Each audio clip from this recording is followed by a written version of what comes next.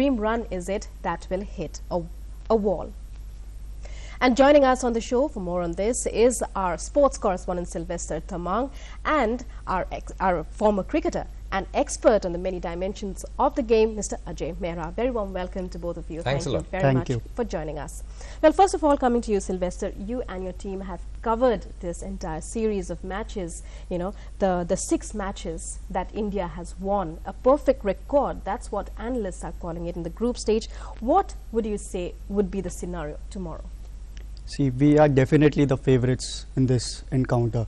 And we cannot take Bangladesh lightly because we have bad memories of the 2007 edition where we were knocked out by the result where Bermuda was beaten by Bangladesh and which led us to crashing out from that World Cup. So, and in 2011 we exacted revenge from them. We beat them in the first match. So tomorrow it would be a really close call, and we cannot take Bangladesh slightly tomorrow. Right, we cannot predict a sure shot India victory. Yes. That's what you're saying. But the big question here, Ajay, coming to you, is whose dream run is it that will hit a wall? But can we actually call Bangladesh's, journey so far? Can we call it a dream run? Yeah, absolutely. Because they reached the quarterfinals for the first time in a World Cup. That's a big moment for them. And the way they beat England, they came very close to beating New Zealand as well. They have a much better team now, and a lot of experts in Bangladesh are saying this is probably the best World Cup team ever for Bangladesh playing in this tournament. They have some experience behind them. People like Shakib Al Hasan, who's really performed well. He's a season campaigner, one of the best all-rounders in the world. Rubul Hassan coming to the fore. Mushfiq Murtaza, the captain, who's bowled well, and not to forget the man who's got 200s for them, back to back, Mahmudullah, who's been a big star. I remember that he was batting at numerous occasions for Bangladesh, probably for 5 or 6 years, at the position of number 7. Once he's been promoted, he's been among runs. So, you can't take them lightly. You can't be complacent. One thing is there that probably, we might have the confidence because we won all the 6 games. But Ajay, at this point, I have to interrupt you. They're also being called the weakest of the quarterfinalists. That's what our report just said. Yeah, absolutely. If you see the stats, if you see their performance in the recent past, they are probably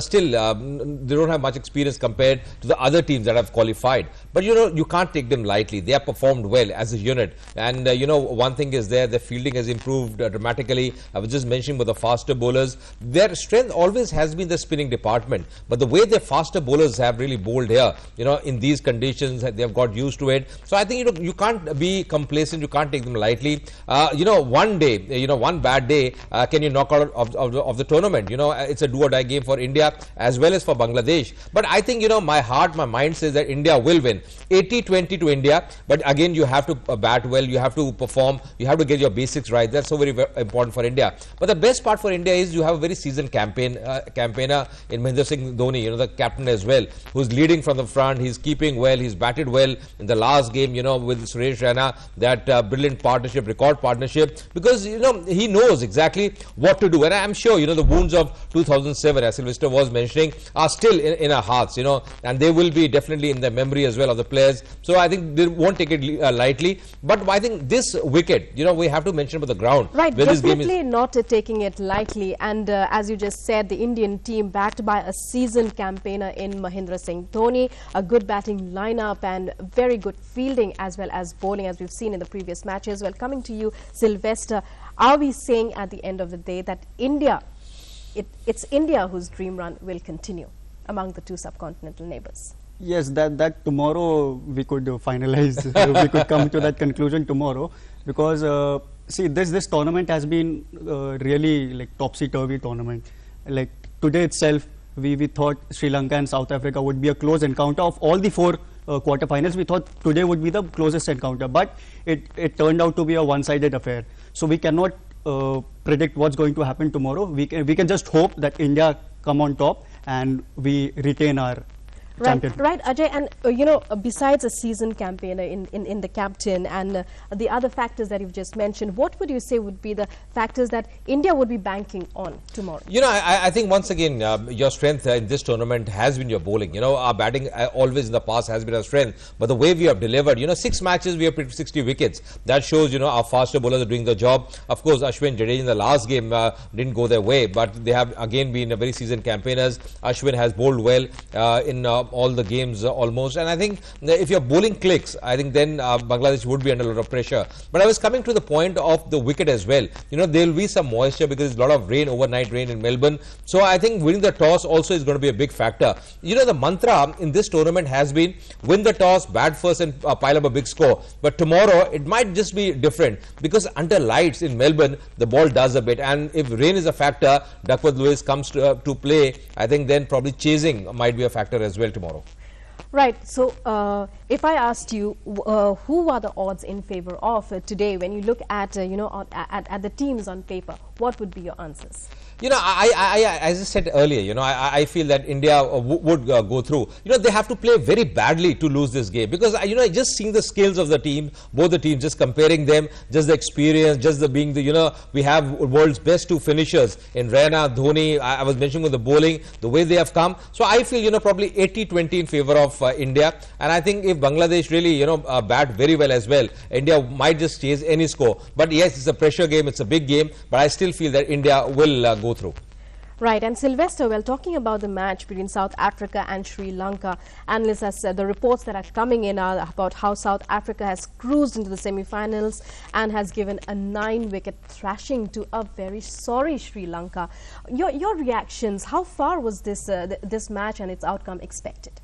See, first of all, I thought Sri Lanka would have played better, and their batsmen didn't come to the fore. They had to come and perform today, and it was expected that Jayawardene and Sangakkara might have got a fitting farewell if at all they had won. But it wasn't the case, and they lost. And on the other hand, South Africa bowled really well because the rain factor came into being, and the ball was spinning properly. So I think South Africa played really well, and they emerged victorious. Right. Well, Ajay, what would you say? South Africa's victory, we are calling it, of South Africa breaking the jinx, the knockout jinx that has plagued it for years now. Yeah, I feel, it was an off day for Sri Lanka. Nothing went right for them, just apart from the toss. They won the toss, chose to bat. But, one has to give credit to South Africa. The chokers tag has always large loom over them. But the way they came back, they bowled well, especially Moni Mokal, Dale Steyn. The first spell was very important. And then in the middle overs, with the way Imran Tahir shaped up, the way Dumini picked that hat-trick, they just squeezed the flow of runs. And that put a lot of pressure on Sangakkara, who was just stationed at one end up. So I thought, credit to South Africa, because once you are bundled for something like 130, it's never difficult on any kind of wicket, and this is a big game. Right. So I thought, their batting faltered, and that's the reason now Sri Lanka is out of the World Cup. Right, their batting faltered, Sri Lanka out of the World Cup. Not exactly the kind of farewell, that Sangakkara and Mahela were looking for. Absolutely.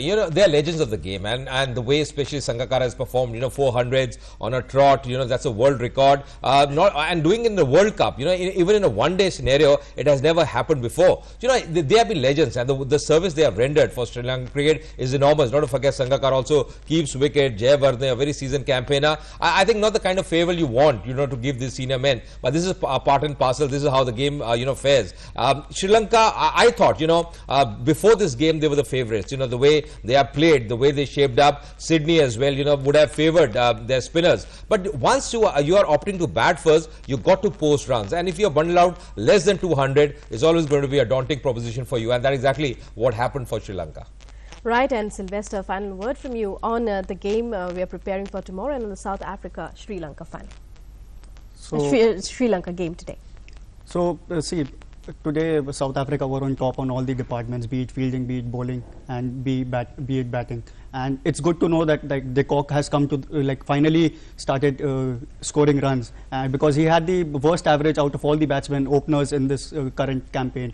So, South Africa is on course, and I think the semi-final would be between the winners of New Zealand and West Indies. Right. So, we can just hope South Africa don't choke in the semi-finals.